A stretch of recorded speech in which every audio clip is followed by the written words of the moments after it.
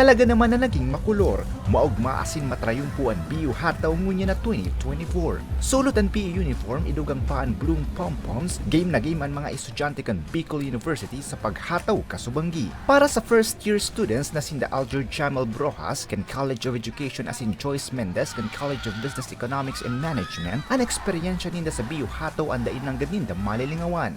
Nag-enjoy kayong lahat kasi super enjoy talaga, tapos at the same time nakakapagod pero nangingibabaw yung enjoy tas saya po. Yung experience ko po sa mga nakasama ko sumayaw, worth it po siya, worth it po yung practice, yung kahit po yung medyo maulan po, worth it po talaga.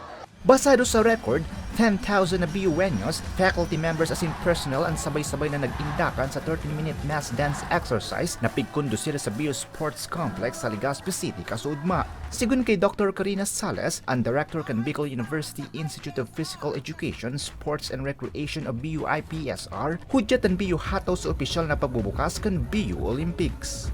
Thank you so much sa lahat ng BUeños, sa lahat ng mga BU personnel, sa aming mga partner agencies, sa aming mga partners sa media.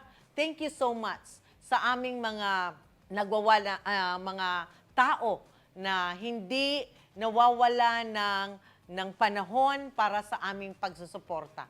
Pigaabangan man ang mga maarangat na grupo sa maniba-ibang pakawat. Ang atletang si Bems Harus Biranya na team captain kan Bicol University College of Arts and Letters men's basketball team, excited naman dahil sa indang magiging laban sa maniba-ibang grupo. As a present team captain o current team captain ngayon, na sana maging consistent yung team ko. Nire-look forward ko na sana magkaroon pa rin ng taon ng BU Olympics para may pamalas ng iba't ibang estudyante yung kanilang talento sa larangan ng sports, sa larangan ng kahit ano man na palakasan. At nire-look forward ko na sana hindi lang ngayon at hindi lang sa mga susunod na taon maging consistent hanggang sa paglipas ng panahon yung pagsa-celebrate ng Bicol University Olympics.